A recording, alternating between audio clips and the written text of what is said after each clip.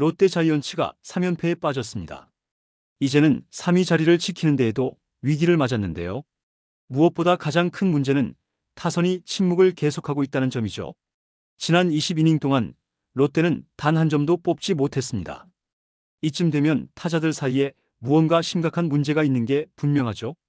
게다가 선발 박세웅까지 부진에 빠졌는데요. 지난 10일 SSG 랜더스와의 경기에서 박세웅은 5.2이닝 10피안타 7실점으로 완전히 무너졌습니다. 이로 인해 시즌 7패를 기록하며 평균 자책점은 5점대로 치솟았죠. 이번 주 롯데는 한화와의 중요한 시리즈를 앞두고 있습니다.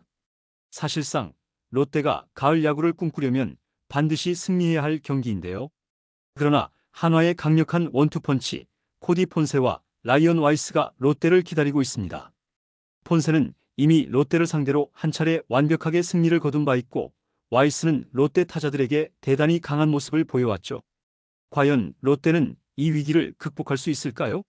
관련 내용 빠르게 정리해드리겠습니다. 롯데 자이언츠가 3연패에 빠지면서 팬들의 우려가 커지고 있습니다. 그 중에서도 가장 큰 문제는 롯데의 주축 선수인 박세웅의 부진인데요. 시즌 초반 박세웅은 롯데의 에이스로서 기대를 한몸에 받았지만 최근 몇 경기에서 그의 모습은 전혀 달라졌죠. 특히 지난 10일 SSG와의 경기에서는 5.2이닝 10피안타 7실점으로 완전히 무너졌습니다.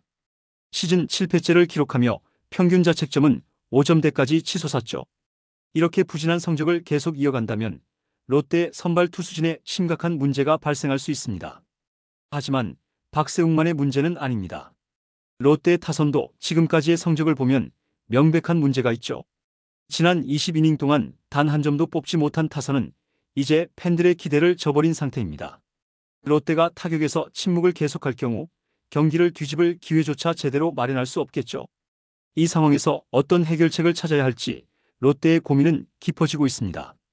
이 문제를 해결하지 않으면 롯데는 이번 한화와의 시리즈에서 쉽게 승리를 거두기 어려울 것입니다. 한화는 폰세와 와이스라는 강력한 투수들을 앞세워 롯데의 타선에 큰 위협을 가할 예정인데요. 이미 폰세는 롯데를 상대로 승리를 거둔 경험이 있고 와이스는 롯데 타자들에게 강력한 존재감을 보여주었죠. 롯데가 타선의 침묵을 깨지 못하면 한화와의 시리즈에서 승리하기가 점점 더 어려워질 것입니다. 3위 자리를 지키기 위해서는 이번 한화와의 시리즈에서 반드시 승리가 필요한데요. 하지만 현재 롯데가 직면한 문제들을 해결하지 않으면 이 시리즈를 넘기기조차 힘들 수 있다는 점은 분명한 사실입니다. 롯데 자이언츠가 최근 3연패에 빠진 이유는 타격에서 나타난 심각한 침체 때문인데요. 올 시즌 롯데의 콘셉트는 타격이었습니다. 전체 타율 2할 7푼 4리로 리그 1위를 기록했고 득점권 타율도 2할 8푼 7리로 2위를 달릴 정도로 타격은 강점이었죠. 그러나 후반기 들어 이 타격감이 급격히 떨어졌습니다. 팀 타율은 2할 4푼 3리로 리그 최하위를 기록하고 있으며 이는 롯데가 겪고 있는 공격의 침체를 그대로 보여주고 있죠. 타격이 살아나지 않으면 결국 경기를 이끌어갈 수 없습니다. 특히 후반기 규정 타석을 채운 선수 중 3할을 넘긴 타자는 한 명도 없습니다. 그나마 빅터 레이에스는 타율 2할 8푼 4리로 나쁘지 않은 성적을 기록하고 있지만 2년 연속 200안타를 목표로 했던 그가 후반기에 부진을 겪고 있다는 점은 롯데에 큰 부담으로 작용하고 있죠. 여기에 전준우의 햄스트링 부상까지 겹쳐 타선의 중심을 잡아줄 선수들이 없어진 상황입니다. 이런 타격 부진이 롯데의 성적에 큰 영향을 미쳤는데요. 3연패에 빠진 롯데는 특히 SSG와의 주말 3연전에서 빈공에 시달렸죠. 8일 경기에서는 0대1로 패하며 득점을 한 점도 내지 못했고 10일 경기에서는 1대8로 패하면서 두 경기에서 총 1점에 그쳤습니다. 타선의 부진이 경기 결과에 그대로 반영된 셈이었죠. 결국 공격의 불이 꺼져버리면 타선의 힘으로 버텨온 롯데는 더 이상 힘을 낼 수 없게 됩니다. 그럼에도 불구하고 롯데가 아직 3위 자리를 지키고 있는 이유는 마운드의 힘 덕분이었는데요. 하지만 현재 롯데의 평균 자책점은 4.49로 지금 5위 안에 있는 팀 중에서 유일하게 4점을 넘기고 있죠. 마운드의 흔들림은 롯데의 위기를 더욱 부각시켰습니다. 후반기 들어 공격과 투수 모두 흔들리고 있는 상황에서 롯데는 그동안 쌓아온 강점을 쉽게 유지하기 어려운 상황에 놓였죠.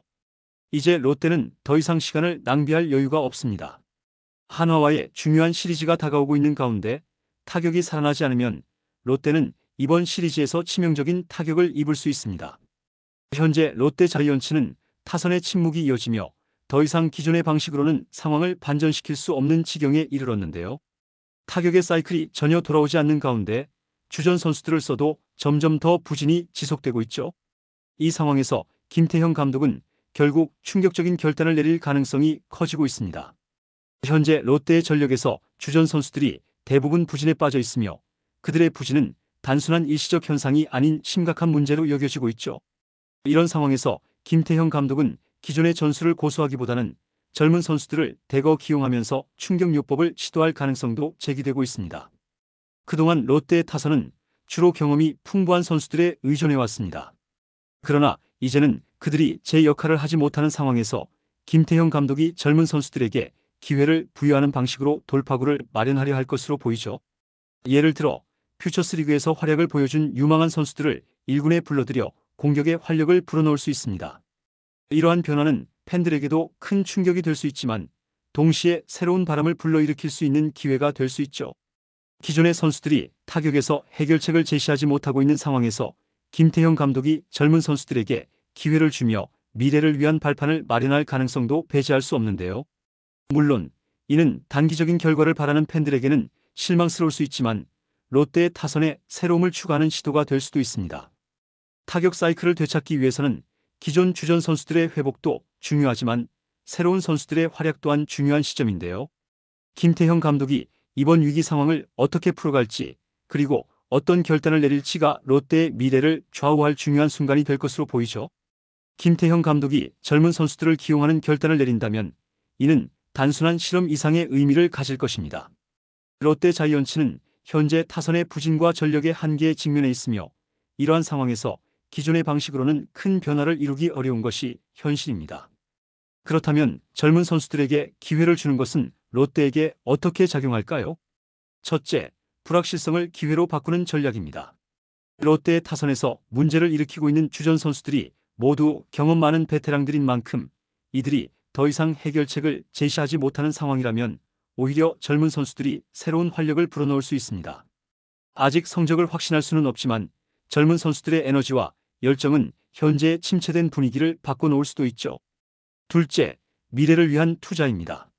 롯데가 단기적인 성적에 집착하기보다는 장기적으로 팀을 구축할 수 있는 기회를 갖게 된다면 젊은 선수들의 성장에 투자하는 것도 의미가 있을 수 있습니다.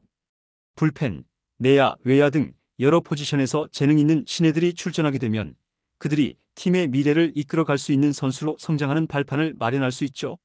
이 변화는 현재의 위기 상황을 넘어서 롯데 자이언츠의 장기적인 경쟁력을 강화할 수 있습니다. 젊은 선수들의 기용이 곧바로 성적에 반영되기는 어려울 수 있지만 김태형 감독이 이 변화에 대한 확신을 갖고 팀을 이끌어간다면 롯데는 다음 단계로 나아갈 수 있는 중요한 발판을 마련할 수 있는데요. 팬들에게는 기회의 팀으로서 선수들에게는 성장의 기회를 제공하는 롯데 자이언츠가 될 수 있죠. 과연 롯데는 지금의 위기를 극복할 수 있을까요? 이번 영상은 여기서 마치겠습니다. 재밌게 보셨다면 구독과 좋아요, 알림 설정 부탁드려요. 그럼 오늘도 시청해주셔서 감사합니다.